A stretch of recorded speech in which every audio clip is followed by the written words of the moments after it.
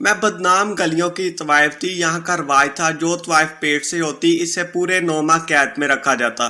اگر وہ بیٹا پیدا کرتی تو اسے آزاد کر دیتے اور بیٹی پیدا ہوتی تو دونوں کو مار ڈالتے۔ میں جب پیٹ سے ہوئی تو ایک عورت تہجد کے وقت میرے پاس آئی، تم غلطی سے بھی بیٹا نہ پیدا کرنا، یہ لوگ تمہیں آزاد کر دیں گے۔ میں حیران تھی وہ عورت ایسا کیوں کہتی ہے۔ جب میں نے بیٹا جنا تو آزاد ہوتے ہی میری چیخ نکل گئی۔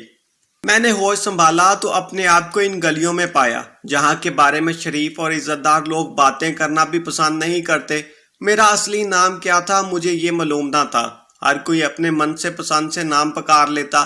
کوٹھے کی مالکن مجھے کسی اور نام سے پکارتی، وہاں کام کرنے والی لڑکیاں کسی اور نام سے، جبکہ وہاں آنے والے مرد مجھے اپنی مرضی کے ناموں سے پکارتے۔ میں نے بچپن سے ہی رقص کرنا سیکھ لیا تھا اور اس لیے جب میں 12 سے 14 سال کی تھی تب سے ہی رات کو محفل میں رقص کرنے لگی تھی۔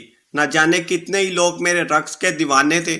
کچھ تو میری عمر کم تھی اور کچھ مجھ میں لچک بہت تھی، اور اس طرح میں ایک ماہر رقاصہ بنتی چلی گئی۔ وقت گزرتا رہا اور اس کے ساتھ ساتھ میری خوبصورتی کے بھی چرچے ہونے لگے۔ میں نے دیکھا کہ جس کوٹھے پر میں کام کرتی ہوں وہاں پر لڑکیاں اغوا کر لائی جاتی ہیں، یا کچھ کو ان کے باپ ان کے بوائے فرینڈ بیچ کر چلے جاتے ہیں، اور پھر لڑکیوں کو طوائف بنا دیا جاتا ہے۔ میں نے ایک دو دفعہ کوٹھے کی مالکن سے پوچھا بھی کہ میں کہاں سے آئی تھی، لیکن اس نے مجھے کوئی جواب نہیں بتایا، اور مجھے بھی اس بات سے فرق نہیں پڑتا تھا کیونکہ میری پہچان یہی تھی کہ میں ایک طوائف تھی اور بس، اس سے زیادہ میری کوئی پہچان نہیں تھی۔ رات بھر کے لیے میں عزت دار لڑکی بن جاتی تھی جس کے پاس آنے والا ہر مرد اسے پوچھتا اور اس کی عزت کرتا، لیکن دن کی روشنی میں اگر انہیں مردوں کے سامنے میں آ جاتی تو نفرت سے منہ پھیر کر گزر جاتے۔ اور اس حقیقت سے تو میں نے بچپن سے ہی سمجھوتا کر لیا تھا کہ ہم جیسے لوگوں کو صرف رات کے اندھیرے میں عزت ملتی ہے، اور جس نے بچپن سے ہی عزت نہ دیکھی ہو، پیار نہ دیکھا ہو، اسے کیا پرواہ کہ پیار کیا ہوتا ہے۔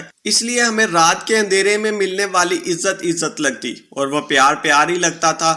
ایسے ہی سال گزرتے رہے اور اب میں باقاعدہ طوائف بن چکی تھی۔ ہماری پوری گلی میں ایک قانون تھا کہ جو بھی حاملہ ہوتی اس کو پورے 9 ماہ کے لیے کمرے میں بند کر دیا جاتا۔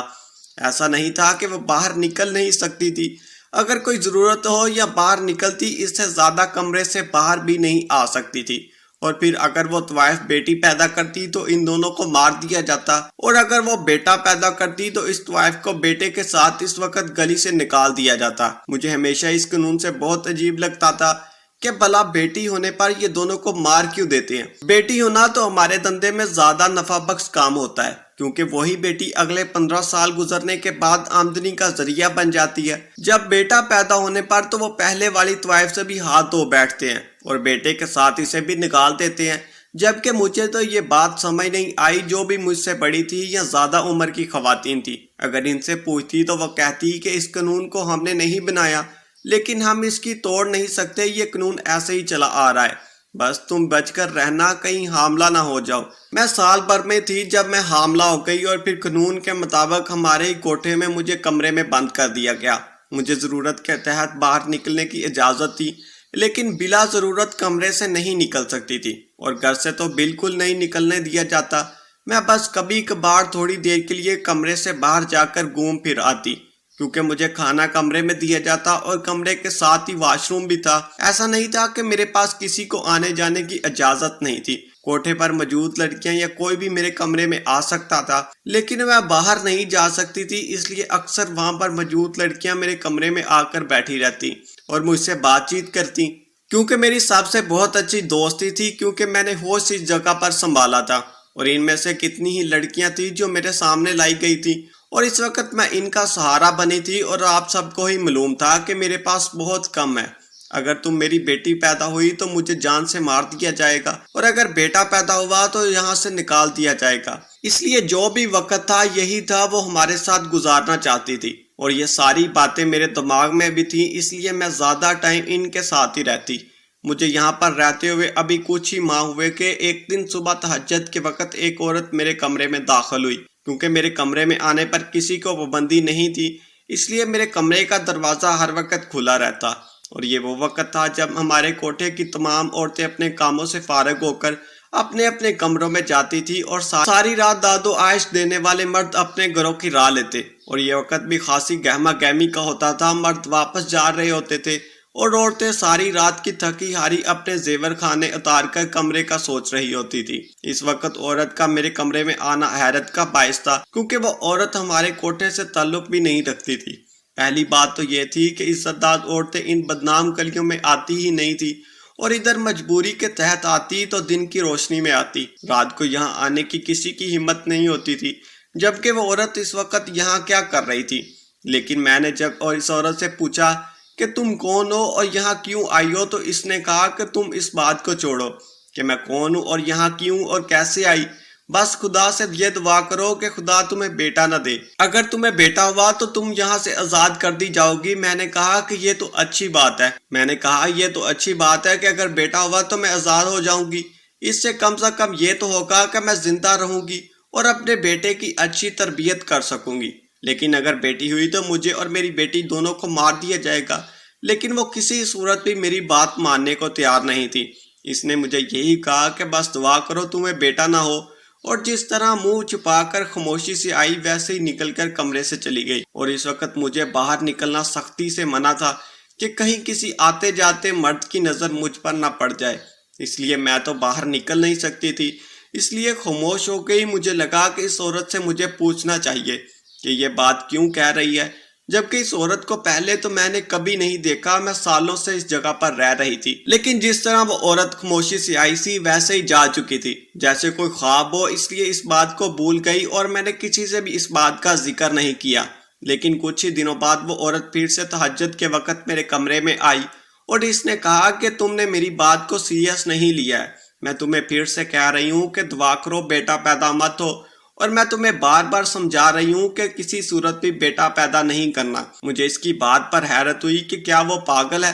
بیٹا پیدا کرنا یا بیٹی پیدا کرنا یہ میرے ہاتھوں میں کہاں ہے؟ اگر میرے ہاتھ میں ہوتا تو کیا میں حاملہ ہوتی، جبکہ میں یہ بات جانتی کہ آنے والے بچے یا بچی کا باپ کون ہے۔ لیکن وہ عورت بس ایک ہی بات کی گردان کی جا رہی تھی کہ بیٹا پیدا مت کرنا، بیٹا پیدا مت کرنا، اور خاموشی سے نکل گئی۔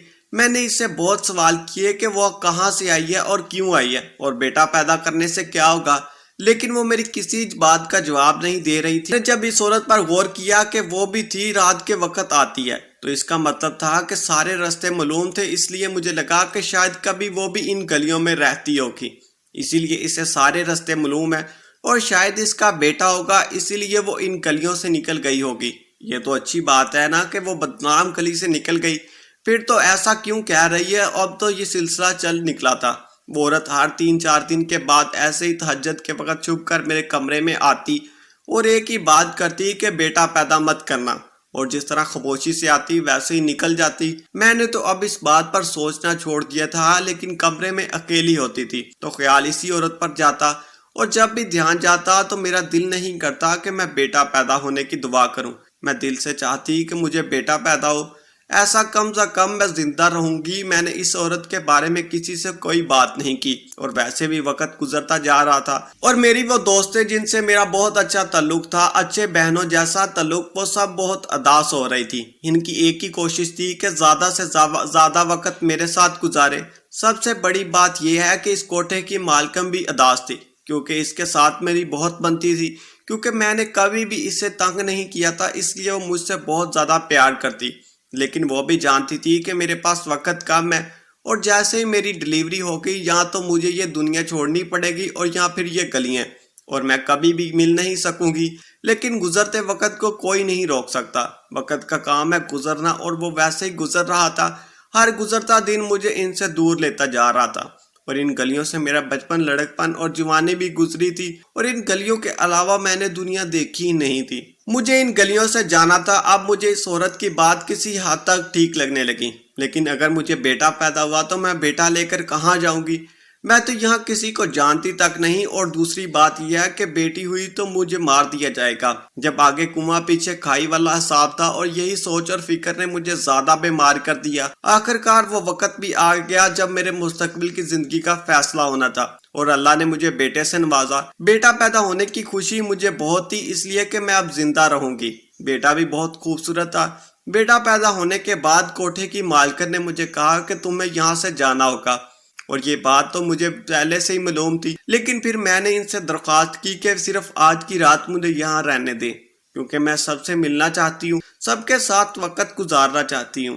انہوں نے مجھ پر مہربانی کی، مجھ سے اجازت دے دی۔ رات میرے لیے بہت عجیب تھی کہ اس رات ہمارے کوٹھے کا دروازہ نہیں کھولا گیا، کسی مہمان کو خوش آمدید نہیں کہا گیا، بلکہ وہ رات وہاں کی تمام لڑکیوں نے میرے نام کر دی۔ وہ ساری رات ہم لوگوں نے بیٹھ کر باتیں کی، اور جیسے جیسے صبح وقت قریبی آ جا رہا تھا مجھے یوں لگ رہا تھا جیسے میری جان نکل رہی ہو۔ مجھے ابھی یہاں سے جانا تھا۔ فجر کے بعد میں نے اپنا اور اپنے بیٹے کا کچھ سامان اٹھایا اور اس کوٹھے سے باہر نکل آئی۔ اس سے پہلے میں جب یہاں سے باہر گئی تھی تو گاڑی میں ہی گئی تھی، اور باہر جانا تو کسی پارٹی میں ہوتا تھا یا پارلر جانے کے لیے تیار ہوتی، لیکن آج یہاں سے اکیلے جا رہی تھی۔ لیکن یہ قدم تو مجھے اٹھانا ہی تھا۔ بیٹے کو لے کر ان گلیوں سے باہر نکلی، پیچھے مڑ کر دیکھ رہی تھی، لیکن واپسی کا کوئی راستہ نہیں تھا، اور مجھے رو رو کر عورتیں یاد آ رہی تھیں جس نے مجھے ٹھیک کہا تھا کہ دعا کرو تمہیں بیٹا پیدا نہ ہو۔ شاید ٹھیک ہی کہہ رہی تھی کہ بیٹی ہوتی تو ایک دفعہ ہم دونوں ماں بیٹی مار دیے جاتے، لیکن اب مجھے پل پل مرنا پڑ رہا تھا کیونکہ مجھے نہیں پتا تھا کہ میں کہاں جاؤں گی۔ ایک چھوٹی سی ننھی جان کی ذمہ داری مجھ پر آ گئی تھی، اور میرے سر پر چھت بھی نہیں تھی۔ شاید اس عورت کے ساتھ بھی یہی ہوا ہوگا، اس لیے وہ مجھے کہہ رہی تھی کہ بیٹا نہ ہونے کی دعا کر، لیکن جو ہونا تھا جو ہو چکا تھا۔ وہاں سے نکلنے کے بعد میں چلتی رہی، لیکن میری طبیعت ٹھیک نہیں تھی کہ میں زیادہ چل سکوں، اس لیے سڑک پر بیٹھ گئی کہ میں کہاں جاتی۔ تھوڑی دیر بعد ہی میرے پاس گاڑی آ کر رکی، اور اس میں بیٹھے ہوئے مرد نے مجھ سے پوچھا کہ آپ کو کہیں جانا ہے؟ میں نے اسے کہا کہ مجھے کہیں نہیں جانا، لیکن اس نے کہا کہ یہ سڑک بہت خطرناک ہے، بالکل سنسان رہتی ہے، یہاں ڈاکوؤں کا راج ہے، اس لیے آپ یہاں سے چلے میرے ساتھ، جہاں کہیں گی میں آپ کو وہاں چھوڑ دوں گا۔ میں خاموشی سے اس کی گاڑی میں بیٹھ کر اسے کہا کہ مجھے کسی بھی دارالعلوم میں چھوڑ دو۔ اس نے مجھ سے اس بات پر کچھ بھی نہیں کہا۔ میں اپنے بیٹے کے ساتھ مصروف تھی کہ مجھے یوں لگا کہ جیسے اس آدمی کے ہاتھ میں کچھ تھا جو اس نے میرے ناک پر لگایا، اور اس کے بعد مجھے کچھ ہوش نہیں رہا، اور جب مجھے ہوش آیا تو میری دنیا لٹ چکی تھی، کیونکہ میرا بیٹا میرے پاس نہیں تھا، اور میں ایک تہہ خانے میں بند تھی۔ تہہ خانہ اس لیے کہ جب میں ایک کمرے کا دروازہ کھول کر باہر نکلی تو وہاں صرف سیڑھیاں تھیں جو اوپر جا رہی تھی، اور اس کے ساتھ دروازہ لگا تھا جو کہ باہر سے بند تھا۔ میں نے دروازہ بجایا، لیکن کسی نے بھی دروازہ نہیں کھولا۔ آوازیں دی، لیکن سب بے سود، اور دوسرا میرے بیٹے کا غم مجھے کھائی جا رہا تھا۔ مجھے اپنے بیٹے کی پرواہ تھی، کیونکہ میں کون سا کوئی عزت دار لڑکی تھی جسے عزت لٹانے کا خوف ہوتا، لیکن جس کی وجہ سے میں اپنے ٹھکانے سے نکل گئی وہ میرے پاس نہیں تھا۔ کچھ دیر بعد دروازہ کھلا تو دروازے پر جسے میں نے دیکھا، اسے دیکھ کر یوں لگا کہ جیسے کمرے کی چھت میرے سر پر گر گئی ہو۔ دروازے پر وہی خاتون کھڑی تھی جو میرے پاس تہجد کے وقت آیا کرتی۔ اس نے مجھے کہا کہ منع کیا تھا نا کہ بیٹا پیدا مت کرنا، بیٹا پیدا کرو اب بھگتو۔ میں نے اس سے کہا کہ مجھے میرا بیٹا واپس دو، تم جو چاہتی ہو میں وہ کروں گی، مجھے میرا بیٹا واپس دو۔ اس نے مجھے اشارہ کیا کہ میں اس کے پیچھے آؤں۔ چلنے لگی، میں اس کے پیچھے جانے لگی۔ کمرے میں میرا بیٹا سویا ہوا تھا۔ اس نے کہا کہ وہ تمہارا بیٹا ہے، جاؤ اپنے بیٹے کو اٹھا لو۔ میں تو دوانہ وار بھاگتی ہوئی بیٹے کے پاس گئی، اس کو اٹھا کر چومنے لگی۔ میں بھول گئی تھی کہ میرے پیچھے خاتون کھڑی ہے اور مجھے اس سے سوال کرنا تھا، لیکن جب تھوڑی دیر بعد مجھے ہوش آیا اور میں نے پلٹ کر دیکھا تو وہاں کوئی بھی نہیں تھا۔ میں اپنے بیٹے کو اٹھا کر وہاں سے نکلی تو ایک چھوٹا سا مکان تھا، اور اس مکان میں میرے علاوہ کوئی بھی نہیں تھا۔ وہ عورت کہیں بھی نہیں تھی۔ مکان کی دیواریں اتنی اونچی تھی کہ انہیں پھلانگ کر گھر کے باہر نہیں نکل جا سکتا تھا۔ مین گیٹ بھی کافی مضبوط تھا اور وہ باہر سے بند تھا، اور مکان چھوٹا سا تھا، ایک کمرہ، ایک کچن یا باتھ روم، اور بس اس کے علاوہ اس مکان میں کچھ بھی نہیں تھا۔ مجھے حیرت ہوئی کہ وہ عورت کون تھی اور وہ مرد مجھے یہاں کیوں لے کر آیا، اس عورت نے مجھے کیوں نکالا، اور پھر وہ مرد کون تھا جس نے مجھے بے ہوش کیا اور یہاں لے کر آیا۔ لیکن صرف ایک بات کی تسلی تھی کہ جو کوئی بھی تھا جس نے بھی مجھے اغوا کیا وہ کم سے کم ہم دونوں کو نقصان نہیں پہنچانا چاہتا، ورنہ اب تک یقیناً مجھے اور میرے بیٹے کو مار سکتا تھا۔ میرا دماغ تھوڑا جب جگہ پر آیا، میں نے پورے گھر کو دیکھا۔ کمرے کی الماری میں میرے بچے کی اور میری ضرورت کی تقریباً ساری چیزیں پڑی تھی، اور کچن میں کھانے پینے کا سامان پڑا ہوا تھا، یعنی کہ مجھے فوری طور پر کوئی خطرہ لاحق نہیں تھا۔ جو وہاں سے نکلتے ہوئے پریشان ہو رہی تھی کہ جب میں کہاں جاؤں گی، بچے کو لے کر کہاں جا کر رہوں گی، وہ مسئلہ تو قدرت نے پہلے ہی حل کر دیا، لیکن مجھے یہاں کون اور کیوں لے کر آیا یہ جانا ابھی بھی باقی تھا۔ مجھے یہاں رہتے ہوئے 2 ہفتے ہو چکے تھے، اور ان 2 ہفتوں میں اس گھر میں کوئی بھی نہیں آیا تھا، صرف میں اور میرا بیٹا، ہم دونوں ہی رہتے تھے۔ چیزوں کی کوئی مجھے پرواہ نہیں تھی، کیونکہ وہاں ضرورت کی ہر چیز موجود تھی، اور کچن میں ہر قسم کا کھانا پینے کا سامان بھی موجود تھا، لیکن انسان تنہائی سے تنگ آ جاتا ہے۔ میں کب تک تنہا رہتی؟ میں یہاں سے نکلنے کے راستے کی تلاش کرنے لگی، لیکن اس کے باوجود قیدی تھی بات کرنے کے لیے میرے پاس ایک میرا بیٹا، جو کہ میری بات کا جواب نہیں دے سکتا تھا۔ 1 مہینے بعد تو میرے پاس کھانے پینے کا سامان ختم ہونے کے قریب تھا، یہاں تک کہ بچے کے کپڑے اور اس کی ضرورت کی چیزیں بھی ختم ہونے کے قریب تھی کہ رات گئی۔ مجھے یوں محسوس ہوا کہ باہر کا دروازہ کھلا ہوا ہے، اور مزے کی بات وہ بھی تہجد کا وقت تھا۔ میں ابھی یہی سوچ رہی تھی کہ مجھے باہر جانا چاہیے یا نہیں، کہ میرے کمرے کا دروازہ کھلا کیوں ہے۔ میں ہمیشہ سے لائٹ آن کر کے سوتی تھی، اس لیے میں نے دروازے کی طرف دیکھا تو وہی عورت دروازے پر کھڑی تھی۔ اسے دیکھتے ہی میں فوراً بھاگتی ہوئی اس کے پاس پہنچی اور اسے کہا کہ آج تم میرے کسی سوال کا جواب دیے بغیر نہیں جا سکتی۔ یہاں چپ کر کے بیٹھو اور مجھے بتاؤ کہ یہ سب کیا ہے، کون ہو تم، اور یہاں مجھے کیوں لے کر آئی ہو، اور کیوں لے کر آئی ہو مجھے ساری باتیں بتاؤ۔ اس عورت نے کہا کہ آج میں تمہارے سارے سوالوں کا جواب دینے آئی ہوں۔ سب سے پہلے تو یہ سن لو کہ میں تمہاری ماں ہوں، اور میں بھی ایک طوائف تھی، اور میرا بھی ایک بیٹا پیدا ہوا جس کی وجہ سے مجھے ان گلیوں سے نکال دیا گیا، لیکن وہاں سے نکلتے ہی جس طرح تمہیں بے ہوش کر کے آیا گیا، مجھے بھی ایسے ہی لایا گیا اور ایسے ہی مکان میں رکھا گیا جہاں ضرورت کی ہر چیز موجود تھی۔ 1 مہینہ سامان آ جاتا، نئے کپڑے آ جاتے، اور جب 1 سال کا ہوا میرا بیٹا تو مجھ سے بیٹا چھین لیا گیا، اور پھر مجھے دوبارہ طوائف بنا دیا گیا، اور وہ بھی اسی مکان کے اندر جہاں میں قید تھی، جہاں نہ جانے کون کون آ جاتا۔ میں پھر حاملہ ہوئی تو تم پیدا ہوئی۔ تمہاری پیدائش کے بعد بھی یہی کیا گیا، 1-2 مہینے تک کوئی نہ آیا، لیکن اس کے بعد جب تم 2-3 سال کی ہوئی تو تمہیں بھی چھین لیا گیا اور تمہیں کوٹھے پر بٹھا دیا گیا۔ لیکن میرا بیٹا، یہ مجھے بعد میں معلوم ہوا کہ ہر کوٹھے پر آنے جانے والوں کا حساب رکھا جاتا ہے اور ان کا باقاعدہ ڈی این اے رکھا جاتا ہے۔ جو بیٹا پیدا ہوتا ہے ان کا ڈی این اے ٹیسٹ کروایا جاتا ہے، اور پھر اگر وہ کسی امیر باپ کے بیٹے ہوں تو باپ کو بلیک میل کر کے ان سے پیسے نکالا لیے جاتے ہیں، اور ان کے باپ بہت امیر نہ ہو تو ان بچوں کو یا تو بھیک مانگنے پر لگا دیا جاتا ہے یا پھر ان سے مزدوری کروائی جاتی ہے، یعنی ہر طرف سے فائدہ اٹھانے کا ہے۔ میں نے کہا کہ اگر انہوں نے یہی سب کرنا ہوتا ہے تو یہ ڈرامہ کیوں کیا جاتا ہے کہ بیٹی پیدا ہوگی تو ماں بیٹی کو مار دے گی، اور بیٹا پیدا ہوگا تو وہاں سے نکال دیے جائے گی۔ اس نے کہا کہ یہ قانون جب میں نئی اس دنیا میں گئی تھی تب بنا تھا، کیونکہ وہاں پر اس سے پہلے ایسا قانون نہیں تھا۔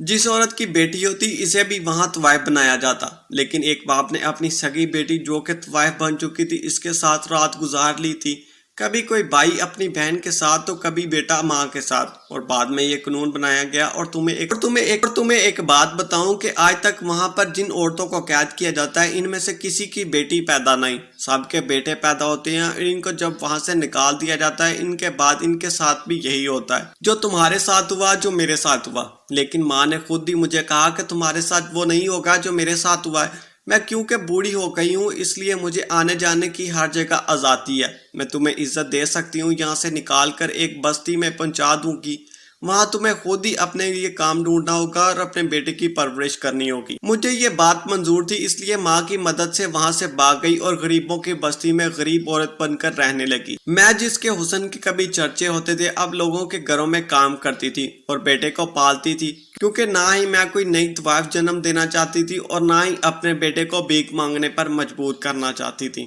کہانی کیسی لگی کمنٹ کریں۔